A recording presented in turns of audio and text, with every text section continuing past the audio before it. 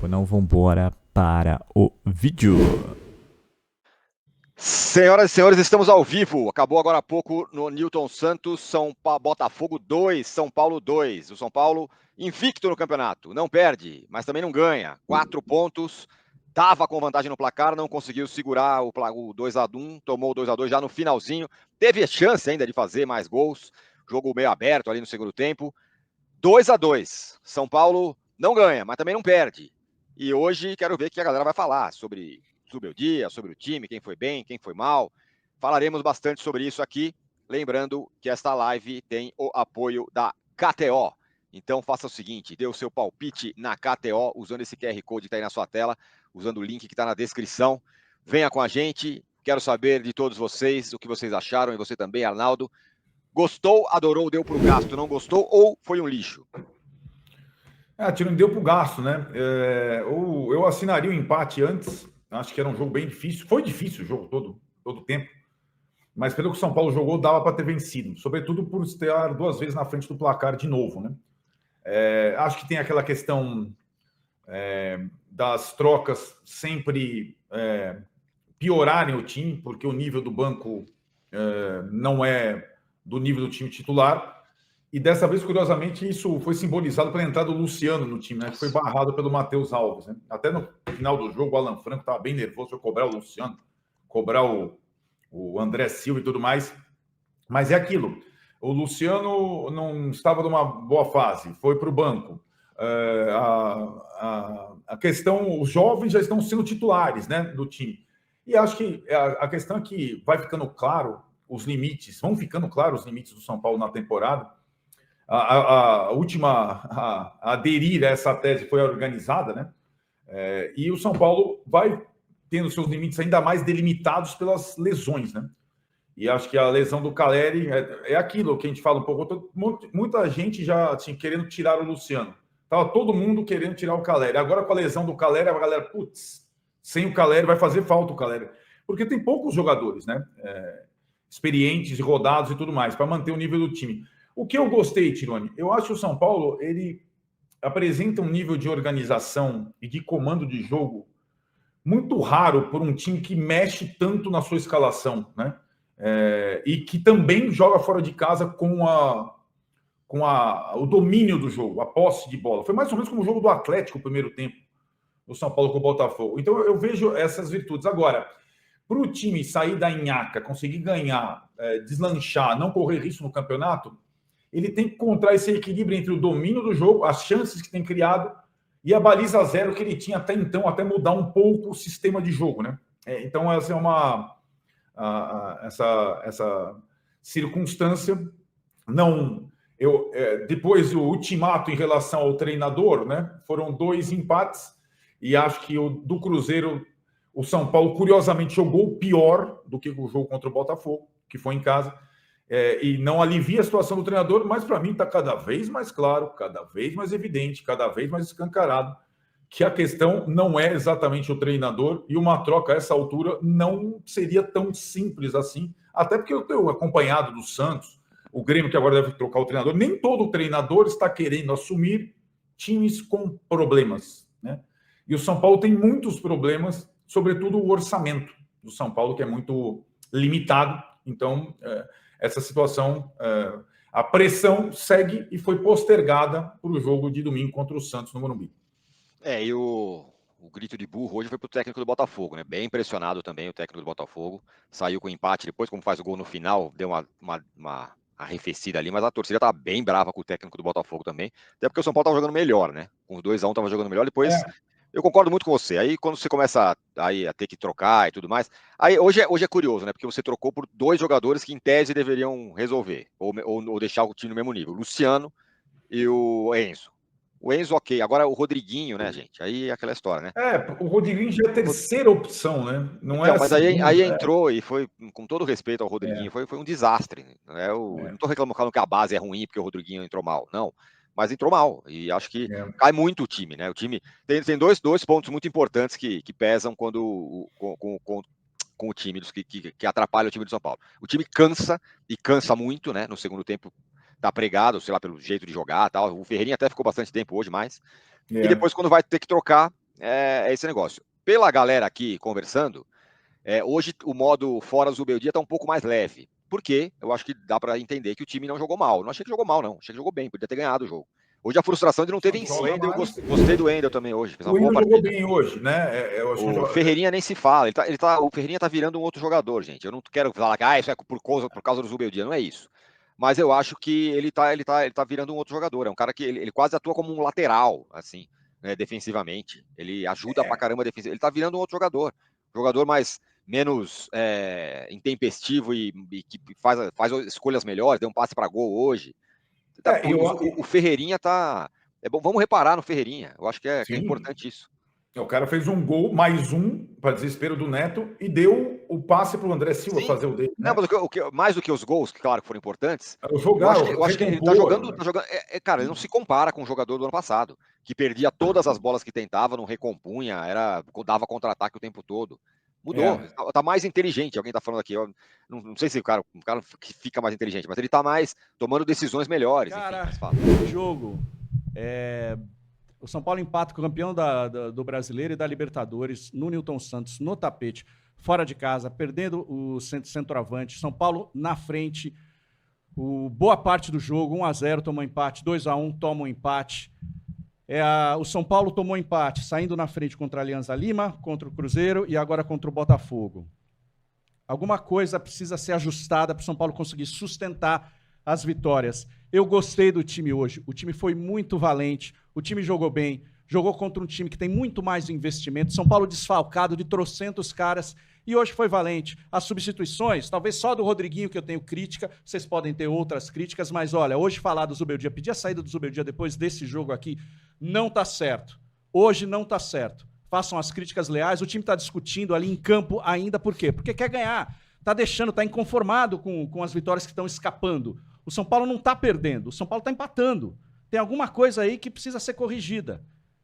Eu achei que o São Paulo hoje honrou a camisa, Magnão. Sinceramente, assim, da escalação.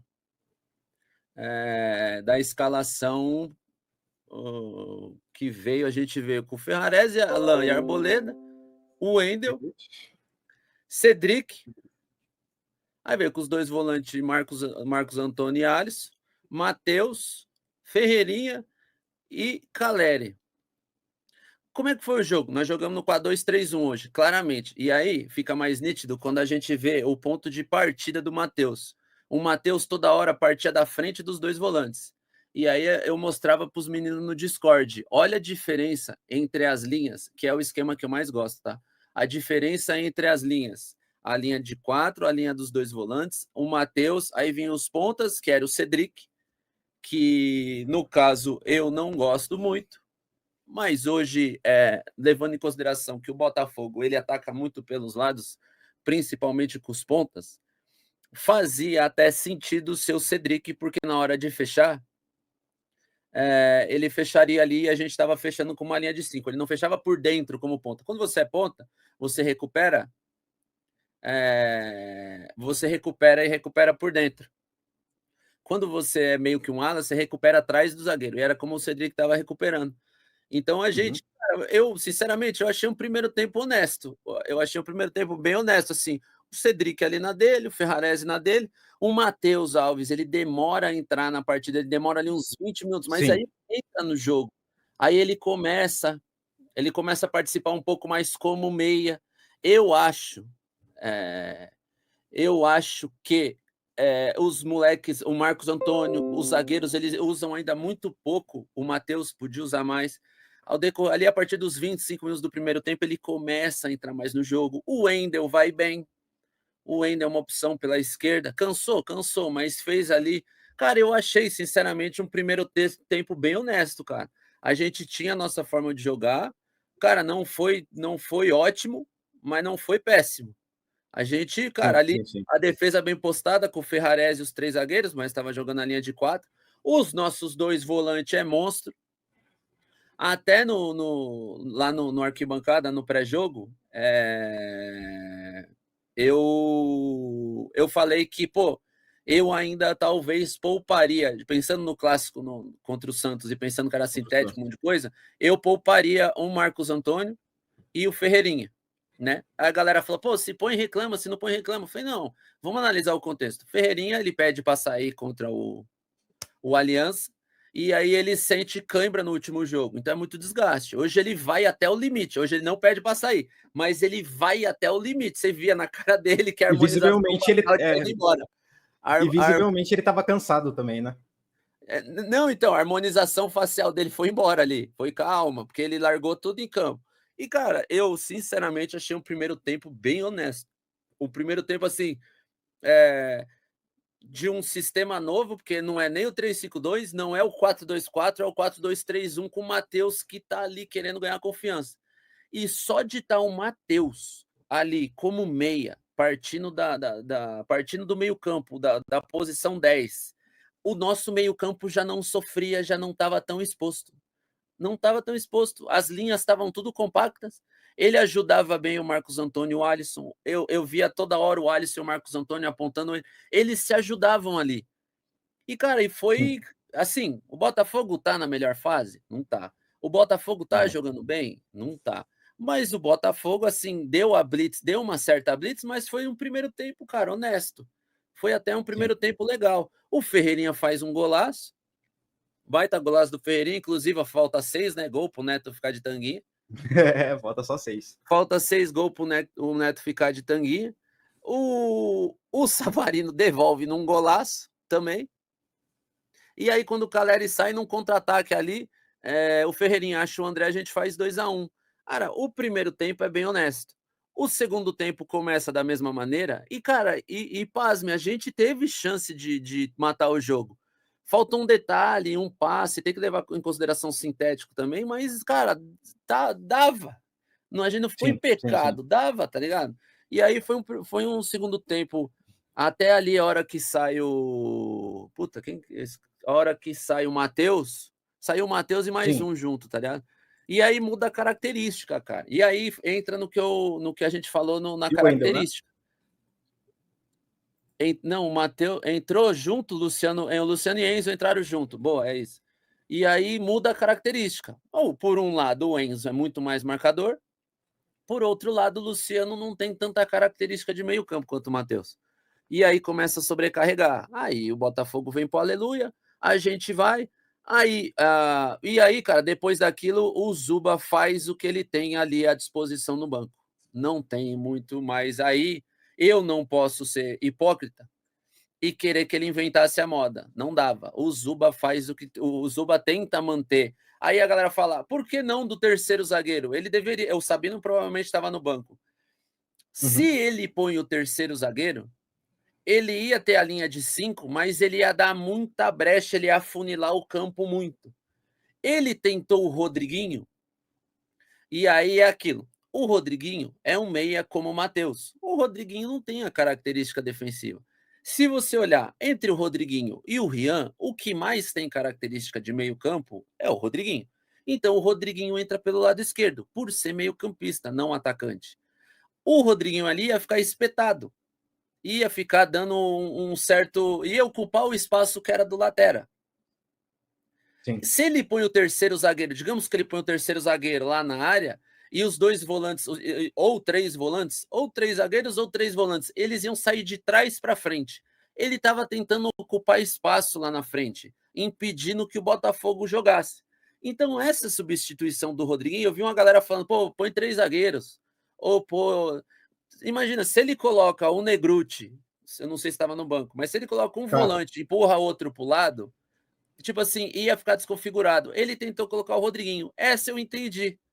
Essa eu achei válida. Todas as alterações que ele fez, dessa vez, cara, ele não inventou moda, ele saiu do 4-2-3-1, ele saiu com meia, que movimenta como meia, que é meia, e, cara, sem assim, ó, com as peças que tinha, do jeito que dava, ele montou. Foi um primeiro tempo honesto e foi um empate honesto? Cara, eu achei um empate honesto. Em outras circunstâncias, né? O São Paulo perde chances com o André Silva e tem coisa que é mais do mesmo. Eu não vou, assim, discutir coisas que me parecem óbvias até, né, de serem faladas.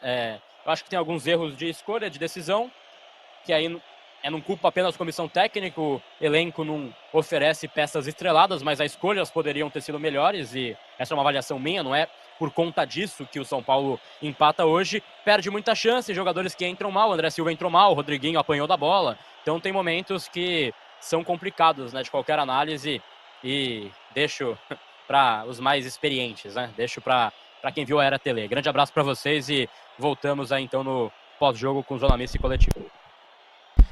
Pois é, final de jogo no Newton Santos, Rio de Janeiro, 2-2, né? São Paulo e Botafogo e São Paulo, né? Um empate aí que, se a gente fosse ver no começo, né, durante o pré-jogo, como o Raí bem comentou, né, seria um empate que acho que muita gente assinaria, mas depois, diante das circunstâncias do jogo, fica aquele gostinho de derrota, né? Mais uma vez, mais um empate, 4 jogos, 4 empates aí do time do São Paulo, né? É bem complicado, porque na tabela isso dá um prejuízo gigantesco. Era mais fácil perder 2 jogos e ganhar 2, né?